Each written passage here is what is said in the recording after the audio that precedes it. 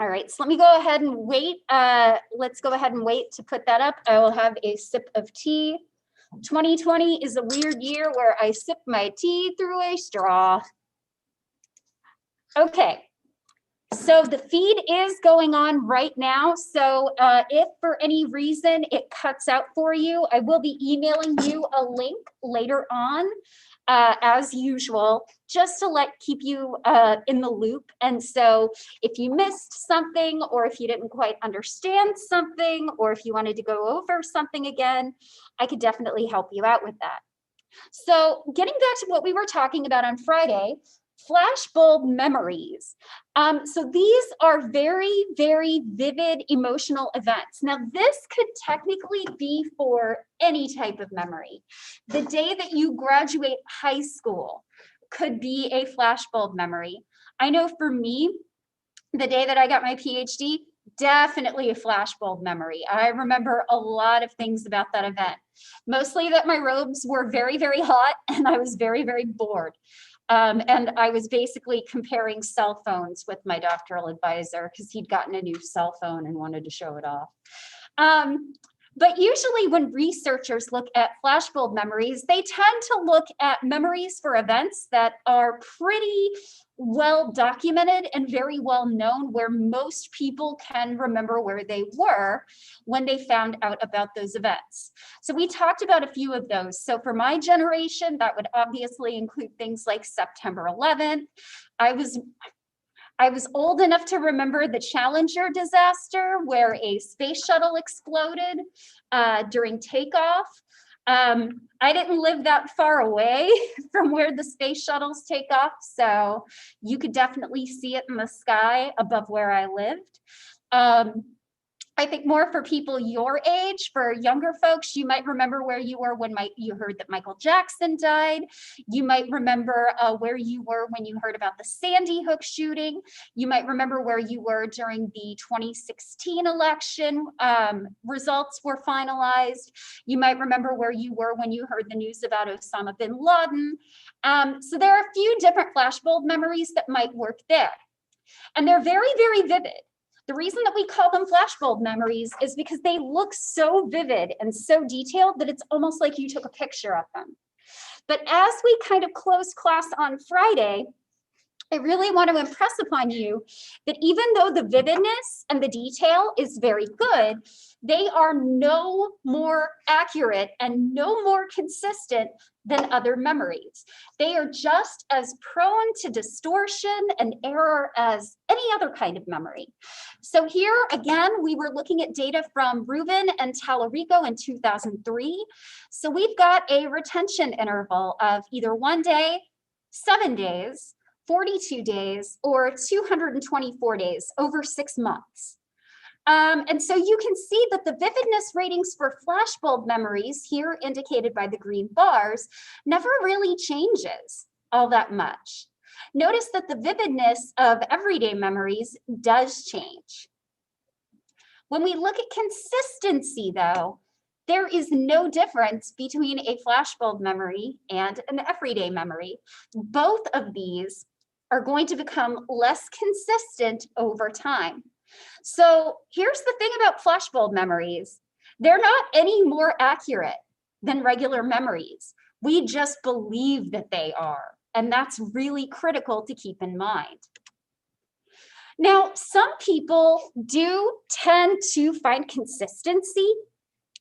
One of the things that we find is that if multiple sources are involved in the event, you're going to find more distortion. And that's because there are more perspectives of that event that you can use to fill in your memory. So those big events that tend to be in our global consciousness or our national consciousness, those are going to be more likely to be distorted because multiple sources of information are being used to fill in what you learn over time. Additionally, the intensity of the event and the emotions that you feel can also affect the details of those events. So one of the things that we do find is that So Sherratt and colleagues actually found, they looked at memories for individuals who were really, really close to the World Trade Center, so maybe about 2 miles or so. And then they looked at those who were further away, such as 4 miles. And they tended to find that those who were kind of closer to the scene of the event tended to remember events better. Their amygdala was much more active, which is really critical for emotional processing, than of those that were further away. And they did have more detail as well. So you can probably hazard a guess that if we compared the memories of somebody who lived in New York during September 11th compared to somebody who lived considerably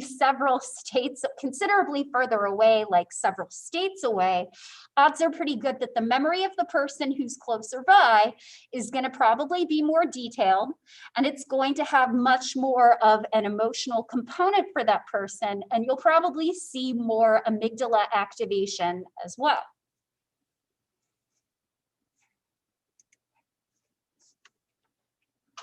So what does all of this tell us? Do you need me to go back, Adriana? I'm sorry. I will go ahead and sip my positive energy tea. I am down to drinking 1 can of soda a day, folks. It's tea season.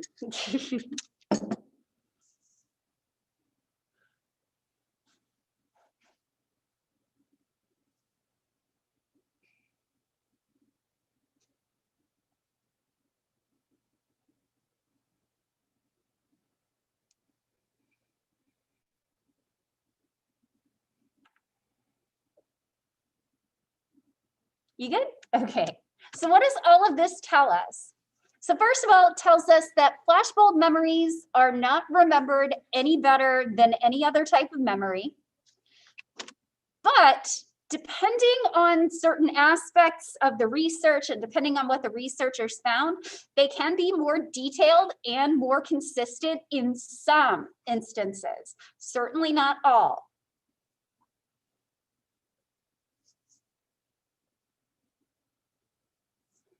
Now I'm going to have that spooky, scary skeleton song in my head for the rest of the day because I played it before class.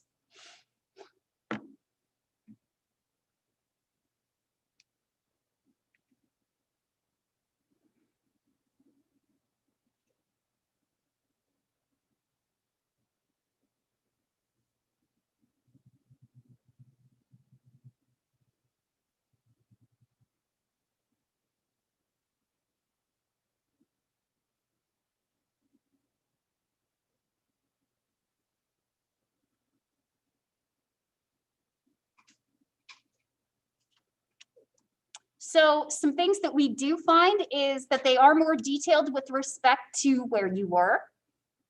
Additionally, this might happen because certainly for these big events, they do prompt us to retrieve those events at certain points. So for example, going back to September 11th, in 2011, when I was finishing up my graduate degree, and I was getting ready to move to Atlanta, there was a lot of lead up to the 10th anniversary of the attacks. And so what ends up happening is that when these events happen, when a certain anniversary pops up every year, that might prompt you to rehearse. And that's not just including something like September 11th. Every graduation, when I am celebrating youth students, I also occasionally think back to my own graduations and how they felt for me. So we have a tendency to engage in these rehearsals at different points. And because we are constantly retrieving it, that does increase the likelihood that we will remember this. But remember, every additional retrieval makes it more likely that your version of events is going to contain a bias or a distortion of some kind. So now we're going to talk about lifespan memories. So I want you to imagine that I build a time machine And if I could build a time machine, I don't know that I'd be a professor anymore because I'd be rich. I'd sell the time machine and I would be rich.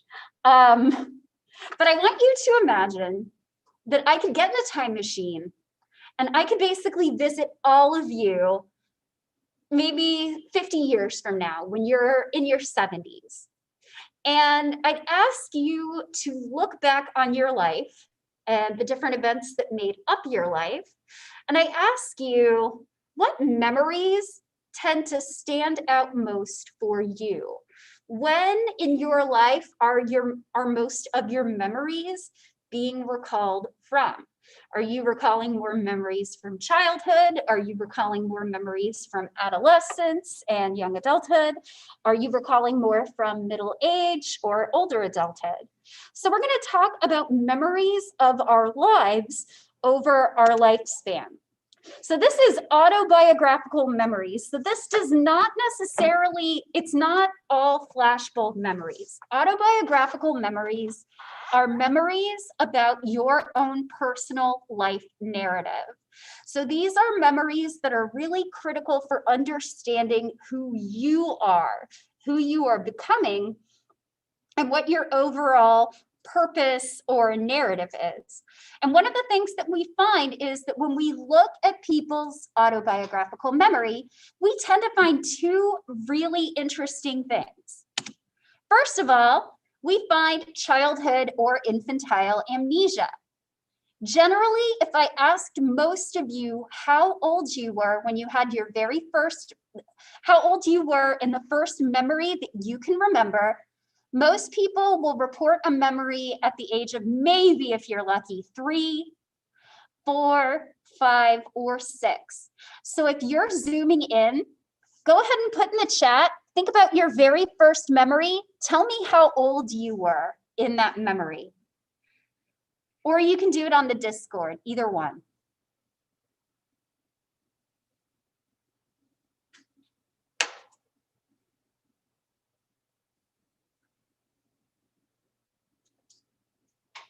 So your very first memory, how old were you? Oh, okay, Ash was 3. All right, how about here in class? You can put your hand up with a number. Okay, is that 4 or 5, Emma? 4. Okay, I was like, I can't tell if it's all the way in or not. How was yours, Abriana? 2 or 3? Okay, that's okay. Okay, 5 or 6? Yeah, that's fine too.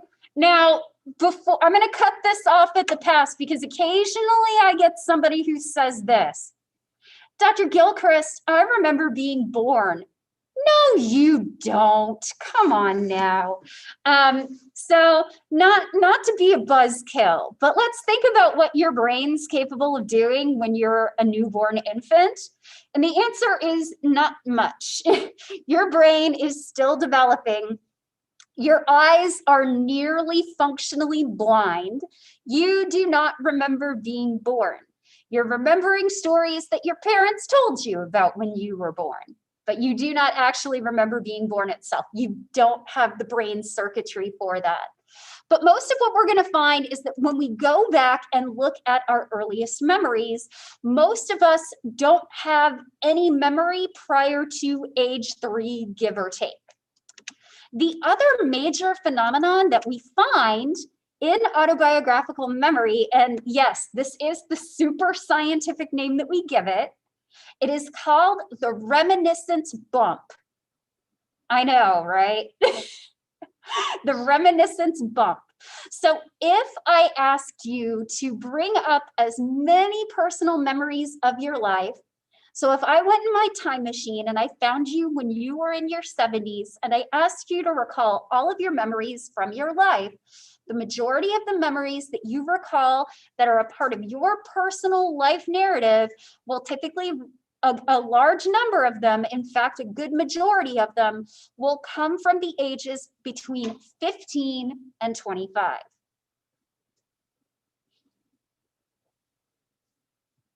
And just so we're clear, this is not Dr. Gilchrist going, high school's the best years of your life. Mine weren't. Your high school years did not have to be the best years of your life, but a lot of formative things happen when you are in high school.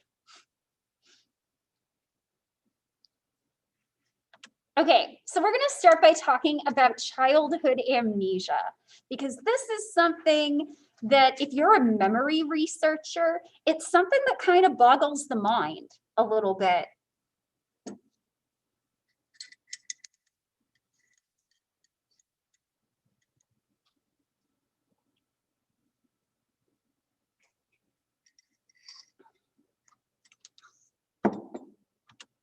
So Sigmund Freud, I know, we got to talk about him again. Yeah, I know, it's a bummer. We got to talk about Sigmund Freud, because Sigmund Freud was one of the first people to really talk about childhood amnesia. And Freud believed that everybody has this childhood or infantile amnesia due to repression of negative events or experiences. And at least with me, when I put my critical thinking hat on, I'm of the opinion, come on now. We cannot have all possibly had trauma or negative events and experiences. And let's be really clear that somebody like Freud would consider something like toilet training to potentially be a traumatic experience for a child. So somebody like Freud's going to make the argument that there are a lot of different things that could be traumatic experiences or negative events. For example, those of you that had me for Gen Psych have heard me talk about the Oedipus complex and how ridiculous I think that is. And no, you really don't want to marry your mom or your dad.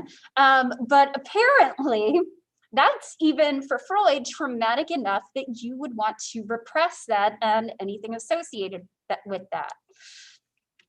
But here's the thing. I'd be inclined to agree with Freud if it were only negative events that were basically repressed or negative experiences. But this is also true for positive and neutral memories as well. Those would not be the kinds of things that you would repress. So for example, my dad gave me some old pictures of when I was a kid. And there's a picture of me riding on a carousel with my dad, who has a terrific 1980s thin mustache. Yikes. And we're on the carousel at Walt Disney World. I'm maybe about 2 years old. I don't remember that. I have a picture of it. I don't remember that though. So that's clearly a positive event. Kids like going to Disney World, but I don't remember it. So there are a few different theories for why childhood amnesia happens. It's not Freudian repression. Like, I mean, if you're thinking I'm ever really going to back a Freudian idea, well, you don't know Dr. G very well at this point, because I love to rag on Sigmund Freud. But we're going to talk about a few different theories. So we're going to talk about one theory called the cognitive self. We'll talk about social and cultural development, the way that you are spoken to and the way that your parents and caregivers interact with you and encourage you to remember things can play a role. Language development can also play a role. We'll talk about the two-stage theory, which is kind of related to hippocampal development. And then we will talk about something called the neurogenic hypothesis.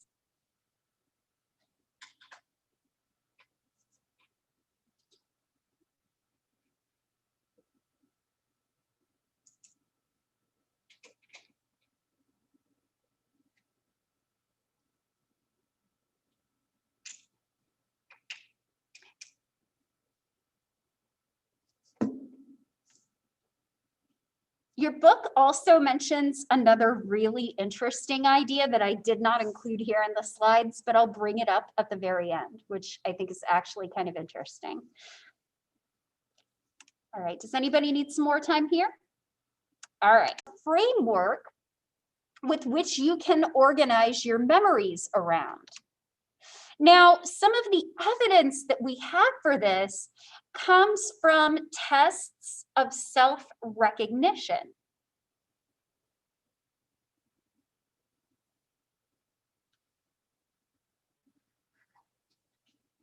So, how many of you have a pet? How many of you have ever tried to get your pet to look at itself in the mirror? How does that generally go?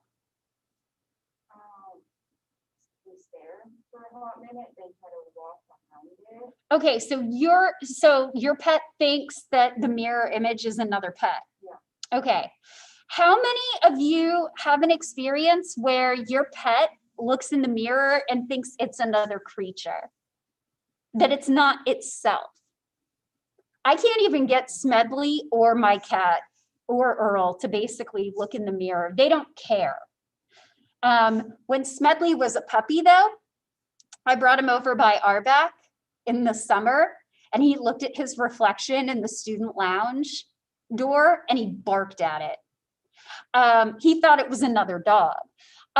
So if you've ever had a pet bird, what they usually tell you to do, if you can't have more than one bird, to buy a mirror. And the reason that you buy the mirror is because birds are social creatures, and if you put a mirror in its cage, it will think that it's another bird, and it will be less lonely. They don't have self-recognition. Now, some animals do show self-recognition. We know that elephants do. We know that dolphins do. We know that some dogs do, some dogs don't. Yeah, Avriana? So would it be like self-recognition if like they stare in the mirror and then they do like that? Would that be like? I don't know. I'm going to show you an example of what this looks like with little kids. Usually, if they think it's somebody else, like dogs will bark at it or they'll try to look around for it. But I think if they're kind of wagging their head from side to side, maybe they think it's themselves. I don't know. But it's pretty easy to tell when a kid thinks that the mirror image is another child. So I'm going to show you this. If you've had me for general psych, you've probably seen this video before, but I think it's super cute. Where is it? The Rouge test images. No, I wanted a video. I wanted a video. There we go. The Rouge test. Hooray. Pause. Share computer sound. All right, here we go.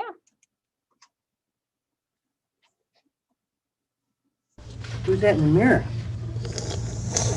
This is known as a mirror self-recognition test, which may offer clues about the development of self-awareness. Without alerting the child, a mark is placed on its forehead. Who's the baby? Who's the baby?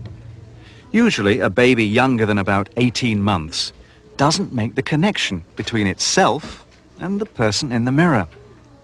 The child may even look behind the mirror for the stranger it sees. Hi.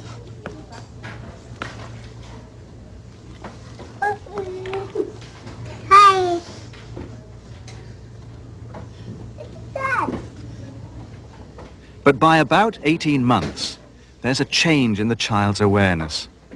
Now it notices the red dot and the link between itself and the image in the mirror. It's not red anymore. What's not red? My this. My head. Over the next few years, children go on to fulfill their human birthright, constructing an increasingly sophisticated sense of self. They will have a rich and complex life of the mind, and a sense of being the central characters in their own dramas. Now that's saying being a central character in your own drama. don't make drama if you can possibly avoid it. So the idea is that you put a mark of lipstick on the child or the infant's head, and then what's really critical is where they go to look for it. Are they going to reach for the object in the mirror? So the idea being that that child is not me and it has a mark on its head, or are they going to reach for their own? If they reach for their own, or if they look at their own and think about their own, they clearly have made the connection that who is in the mirror is me. So now we're going to talk about the social cultural development theory, and this is kind of related to language. So most of us do not become super proficient in our native language until after 2 years of age. So we're going to talk about this more later on at the end of the semester when we're remote, but usually after the age of 2, we begin to speak complete sentences. And at that point, we can actually organize our memories in terms of linguistic content. So right now, when I think about my first memory, I describe it using language. So there might be some images of that first memory, but I'm also going to talk about that memory using linguistic terms. So for those who don't know, my first memory, I was about 3 years old and I learned how to read. And that was one of my first memories. So one of the things that we find is that the experiences that we have prior to learning language proficiently are going to be coded differently than after we learn a language. And so here's the problem though. We don't really remember much about what our life was like pre-language.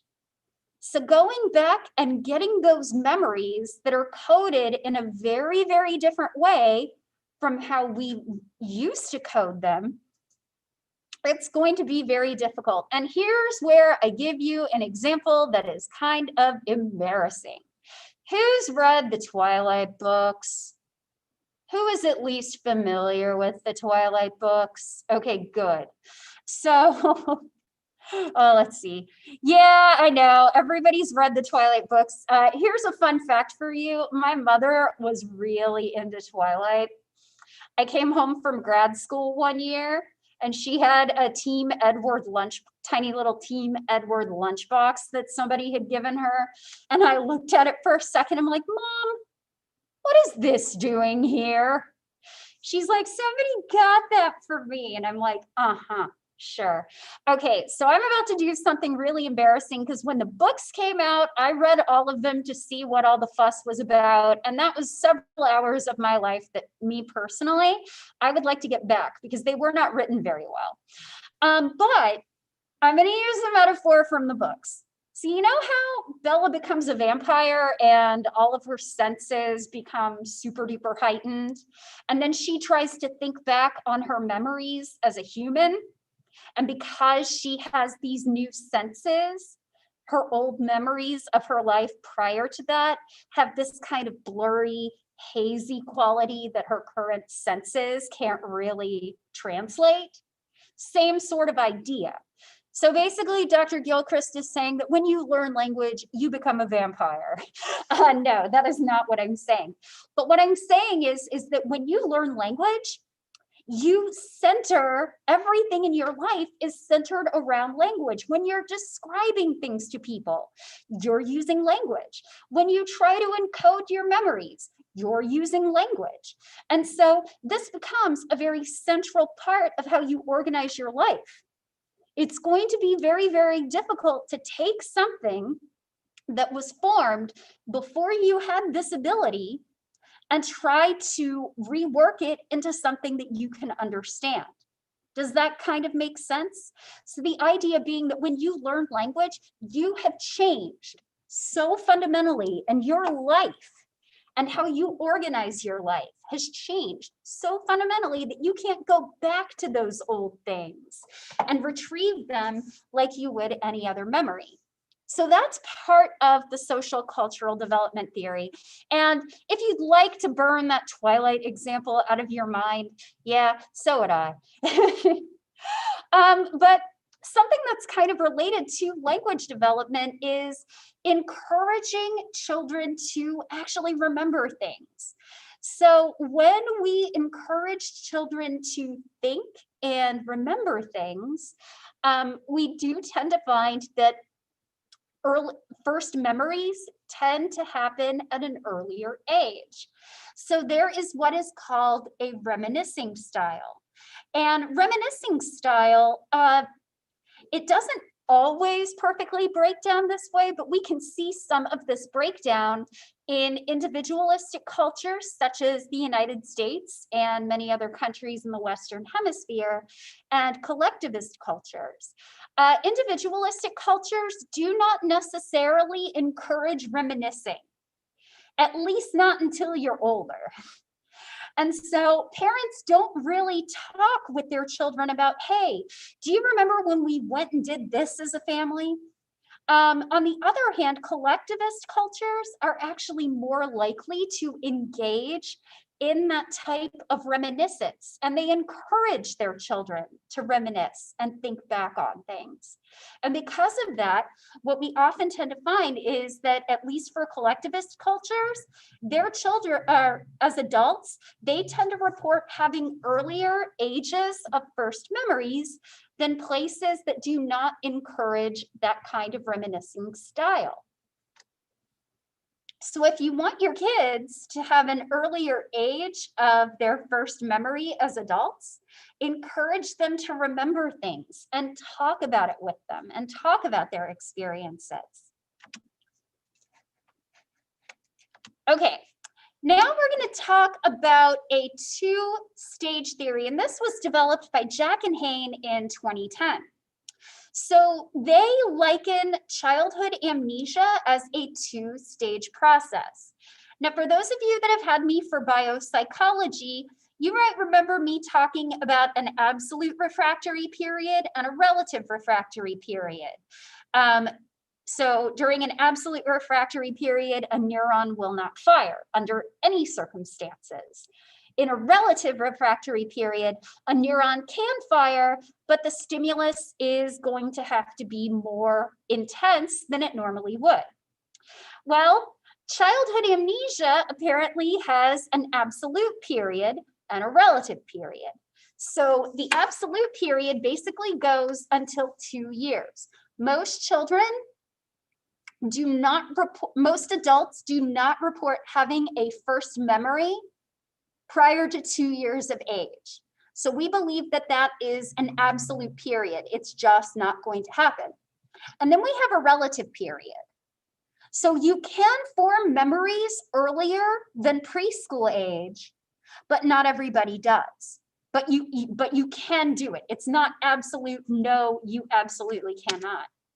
So the absolute period ends with the development of the cognitive self, which tends to develop between 1.5 and 2 years of age. So at that point, once you have that cognitive self, you can start forming memories. The relative ends with language development, which might explain why Dr. Gilchrist has a really early age of first memory, because, well, as my family likes to say, I could talk before I could walk. And as you can tell, I still like to talk. So basically, the more proficient you are in language development, the earlier that first memory is probably going to be.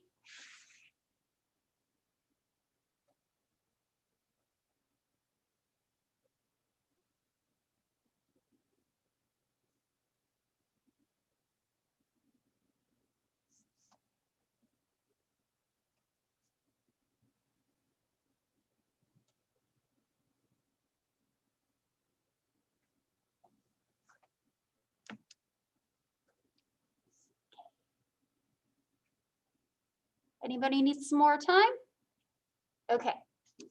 And then finally, there's the neurogenic hypothesis. So this is basically the finding that this childhood amnesia thing is not unique to humans. Jocelyn and Franklin in 2012 found that childhood amnesia is found in other species. So this is not specifically something unique to humans. However, it does make those previous theories a lot harder to explain, especially considering that some animals never develop a sense of cognitive self and cannot do self-recognition. And additionally, as we are going to talk about, other animals do have communication systems, but they do not necessarily have language.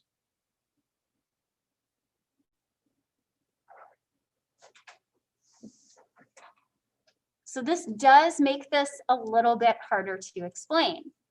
But what Jocelyn and Franklin basically suggested is that the reason that this childhood amnesia happens across species is because the hippocampus is really, really slow to develop and mature.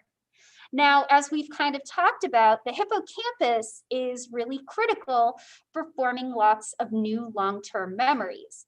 Now, for those who may not know, the hippocampus is a major site of what we call neurogenesis. So generally, we are pretty much not 100%, but we are born with almost all of the neurons that we're ever going to need. However, we do know that some new neurons can be grown, and many of them grow in the hippocampus. And so neurogenesis in the hippocampus is what helps support these memories.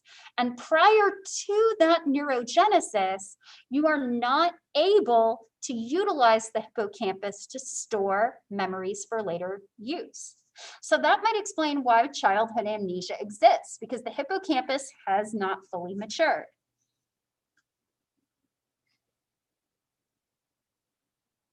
Now, one other thing that I will kind of talk about that's interesting from your book. So basically, one of the things that we find with childhood amnesia is that we report it on adults. So what would happen if we went and looked at kids instead? So Tustin and Hayne asked both children and adolescents to produce their earliest memories. Generally, for children that were between the ages of 5 and 9, their earliest memories were at about 1.5 years. For adolescents, their memories were about 2.5. So what this kind of suggests is that at least some of our childhood amnesia is due to the fact that some of these memories get forgotten or lost over time. So I thought that was kind of interesting. So which of these is correct? Well, so the two-stage theory of absolute amnesia really fits with the neurogenic hypothesis.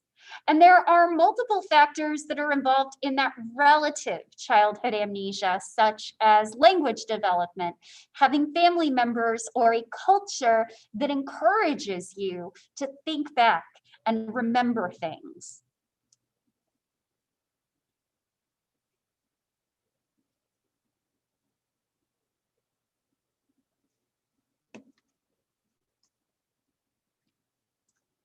But as I kind of mentioned, one of the major problems is that this data is correlational. This is not experimental. Because I'm not actually manipulating anything, I can't really talk that much about cause and effect relationships. I ask people about their first memories, but I did not manipulate those memories. I was not present for those events. And because of that, I can't really make any sort of cause effect claim. And as I've mentioned, most of this data comes from adults. When we look at adolescents or children, the age of first memories tends to be a little bit lower. So we've got some more work to do in this area, clearly.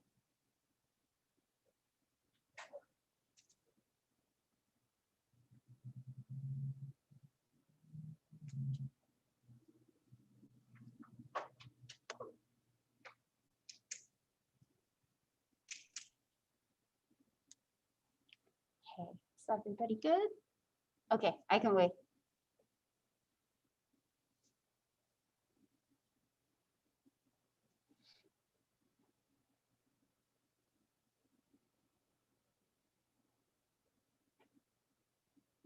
Okay. All right, so now we're going to finish up class, and we'll probably spend a little bit of Wednesday talking about this too. We're going to talk about the reminiscence bump. I know, it's such a great name, a bump. Ooh. Okay, so what is the reminiscence bump? By and large, one of the biggest researchers on this area is Martin Conway. And Martin Conway has basically reported that when people look back on their lives and they think back to a lot of the different formative memories that they have, most people tend to recall more personal memories of their lives from adolescence and early adulthood. So here's my question. What is so special about adolescence and early adulthood that would cause you to remember more memories from that part of your life than any other point? What's going on in adolescence and early adulthood that makes this really special? Huh? Puberty? Well, so here's the thing. You are a little bit more emotional when you're going through puberty, so a lot of these memories might have a stronger emotional component than when you're older. Anybody else? Yes, Robin nailed it. So when you are an adolescent or in early adulthood, you're hitting a lot of first things. Everything is new. I remember paying my very first credit card bill, not because it was special, but because it was the first time I did it. So part of the other reason is that usually not only are these firsts for us, and that makes them novel, but they also tend to be when we start doing things that fit with what is called a life script. So a life script is basically the idea that depending on your society or your culture, there are certain things that you are expected to do and the order in which things should go in.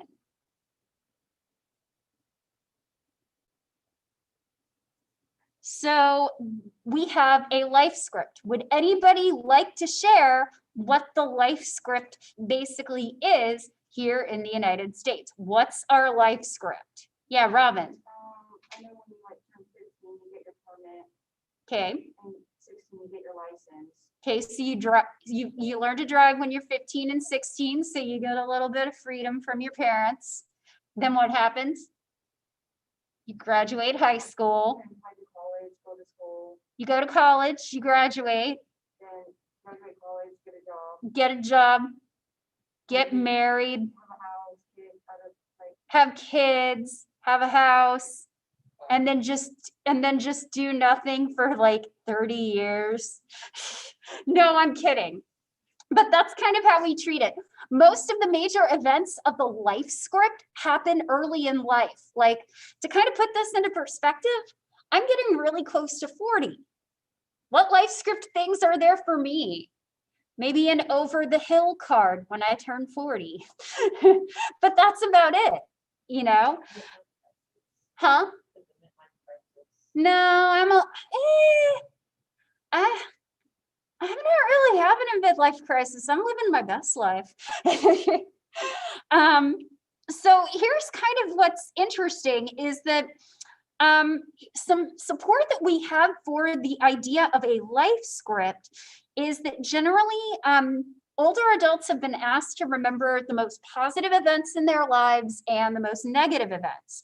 And positive events showed a reminiscence bump and the negative ones really didn't. And the majority of our life script events are positive. So in general, of the positive events that were listed, About 34% mentioned having children. 22% mentioned marriage, 6% mentioned college, falling in love was about 1%. So those all kind of fit with the life script. On the other hand, negative events like life-threatening terminal illness, the loss of somebody very, very close to you, those don't really relate to a life script. There's not a life script that goes, okay, I'm gonna get married, I'm gonna have kids, I'm gonna have a job, then I'm gonna have a really bad car accident and stuff like that. It doesn't work like that. The life script is usually positive. And generally, the negative events can pop up at any point. And they're not typically what we think of for the life script, despite the fact that negative events are gonna happen. So that's kind of interesting. So what if, oh, you need me to go back? Oh, you're listening to me talk. I appreciate that. But here's what's interesting now. Not only do we show a reminiscence bump for things that fit with the life script, we show a reminiscence bump for things that really, really don't. And so there are memories that you have that don't fit with the life script.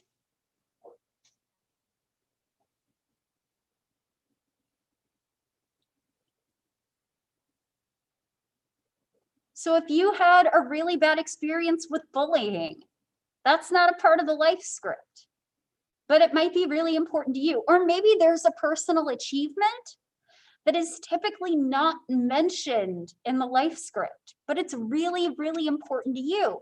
And it turns out that for things that are unexpected or things that don't really fit with the life script, we remember those really well too, especially if they're from adolescence and young adulthood.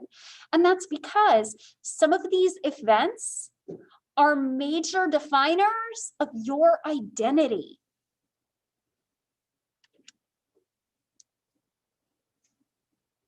So we're going to go ahead and stop here because we're out of time. Oh, we got a question. Yeah, I know, right? Things that maybe don't fit with the life script but are really critical for your identity formation. Yeah, you're going to remember those really well because they help you figure out who you are, even if they don't fit with the life script. Also, as somebody who hasn't quite followed the life script, I encourage you to throw out the life script and live the life that is best for you as long as it doesn't hurt anybody. Anyway, that is my spiel. So I'm going to go ahead